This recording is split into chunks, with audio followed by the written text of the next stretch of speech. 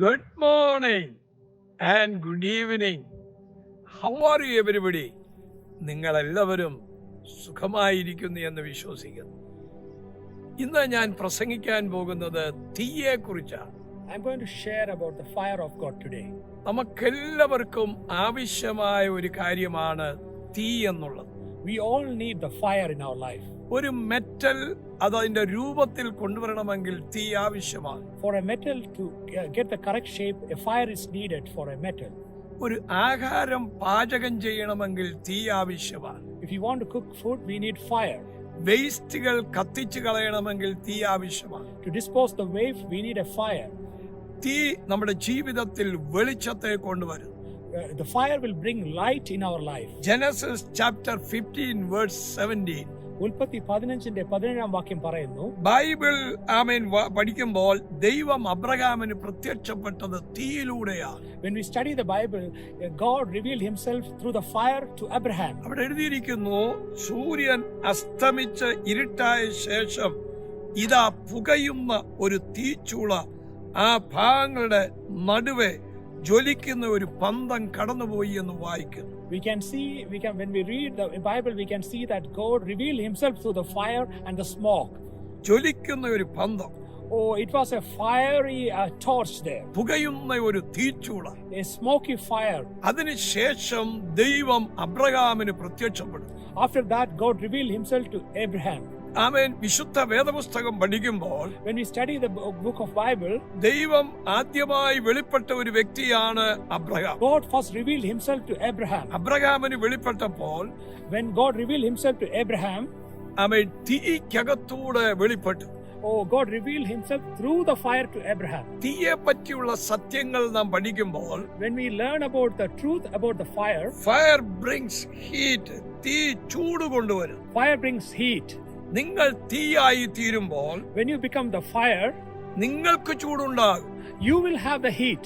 നിങ്ങളുടെ ചുറ്റും നിൽക്കുന്നവർക്കും ആ ചൂടുണ്ടാകും. And those who have surrounded you or near to you, they will experience that heat. നാം സാധാരണ തണുത്ത വസ്തുക്കൾ when we talk about the cold things, ഫ്രീസറിലിരിക്കുന്ന നെയ്യ്, എണ്ണ, ഇങ്ങനെയുള്ള സാധനങ്ങൾ അടുപ്പിൽ വെക്കുകയല്ല, അതിന്റെ അടുത്തുകൊണ്ട് വെക്കുമ്പോൾ അത് ഉരുകുന്നു. we can see that whenever there's a frozen item is kept near to a fiery place or a heat place, it start melt. അത് ഉപയോഗപ്രദമാകും. And it will become useful. നിങ്ങൾ യേശുവിനോട് അടുത്ത് വരുമ്പോൾ, when you become near to Jesus, ആ ചൂട് നിങ്ങളിലേക്ക് അടിക്കും. and you will receive that heat. ആ ചൂട് നിങ്ങളിൽ വരുമ്പോൾ, when you receive that heat in you, ഉപയോഗമില്ലാതിരിക്കുന്ന നിങ്ങൾ ഉപയോഗമുള്ളവരായി മാറാൻ പോകും. you will be useful in the kingdom of God. നിങ്ങളെ ദൈവം ഉപയോഗിക്കുന്ന വർഷമാണ്. And God is going to use you in this year. നിങ്ങളെ ഒരു തീയാക്കി മാറ്റാൻ പോകുകയാണ്. God is going to change you into a fire. നിങ്ങൾ തീയായി കഴിയുമ്പോൾ, when you become fire, നിങ്ങൾ ചെല്ലുന്ന സ്ഥലത്തും തീ ഉണ്ടാകും. wherever you go, you will spread that fire in that place. Pentecost നാളിൽ കാറ്റും തീയും ഒന്നിച്ചു.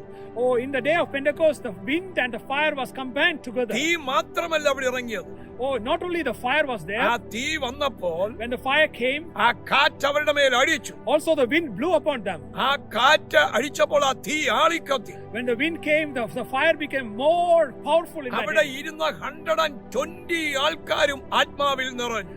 And those 120 people who gathered, they became engulfed with the fire, ignited by the fire. അവർ ഓരോരുത്തരും അപ്പോസ്തലന്മാരും പ്രവാചകന്മാരും ടീച്ചേഴ്സുമായി മാറി. And all the people who gathered there, they became apostles, prophets and teachers. നിങ്ങളുടെ ജീവിതത്തിൽ in your life also, ദൈവം നിങ്ങളെ മൈറ്റിയായി ഉപയോഗിക്കാൻ പോകും. God is going to use you in a mighty way. അബ്രഹാമിന് ദൈവം തീയിൽ പ്രത്യക്ഷപ്പെട്ടതുപോലെ, when God revealed to Abraham in the fire, മോശയെ ദൈവം വിളിക്കുമ്പോൾ തീ കാണിച്ചിറക്കിയതുപോലെ, when God called Moses, he revealed himself ഈ through the fire. മെസ്സേജ് കേട്ടുകൊണ്ടിരിക്കുമ്പോൾ, when you hear this message, നിങ്ങളുടെ ജീവിതത്തിലേക്ക് ഒരു ആത്മീക തീ വരാൻ പോകും. in your life there will be a spiritual fire to come upon you. നിങ്ങൾ തീയാകും. നിങ്ങൾ ചെല്ലുന്ന ഇടത്തും തീ ഉണ്ടാകും. You become fire, and wherever you go, you will spread that fire. ഈ മെസ്സേജ് കേട്ട് കഴിയുമ്പോൾ, when you listen this message, നിങ്ങളുടെ ജീവിതം വേറൊരു നിലയിലെത്താൻ പോകും. your life will be changed into a different realm. Fire brings light.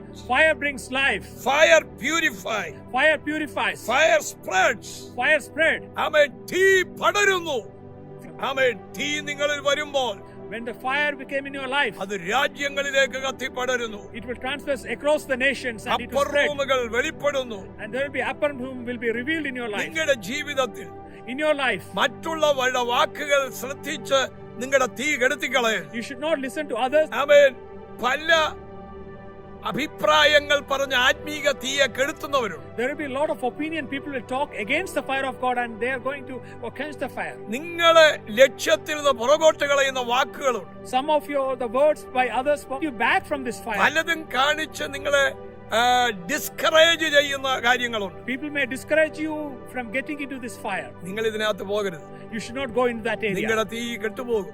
Your fire will get away. കർത്താവ് പറയുന്നു, നിങ്ങൾ തീ കത്തിക്കുന്നവരാകണം. You should ignite the fire. പൗലോസ് എന്താ ചെയ്തത്? കമ്പുകൾ വിറകുകൾ വാരിയിട്ടു. And Paul did. He gathered all the wood and he gathered അവിടെ together തീ കത്തിച്ചു. and he ignited the fire. ആ തീ ഉയർന്നപ്പോ And when the fire started going up, ഒരു അണലി പുറത്തു വന്നു. oh, there's a viper came out. നിങ്ങൾ തീ കത്തിക്കുമ്പോ When you ignite the fire, ശത്രു പുറത്തു വരും. oh, the devil will come out. നിങ്ങളെ ശത്രു കടിക്കുന്നത് കാണാൻ നോക്കി നിൽക്കുകയാണ്. And some people are looking against you and the snake is going to bite. അവിടെ ഉള്ളവർ പറഞ്ഞു, ഇനി പൗലോസിന് മിനിസ്ട്രി ഇല്ല. People said there is no more ministry for Paul. ആ പറഞ്ഞവരെല്ലാം മൺമറഞ്ഞു പോയി.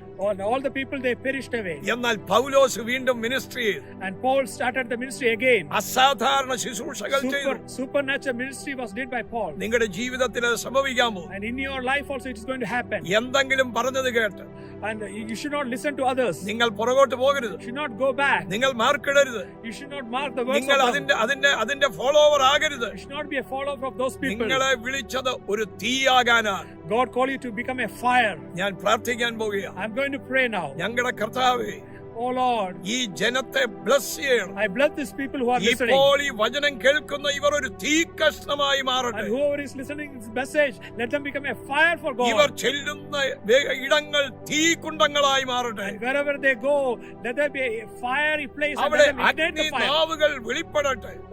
Let them be ignite a fiery tongue so revealed in that ഇവരുടെ place. ഫയർ നിമിത്തം വെളിച്ചമുണ്ടാകട്ടെ.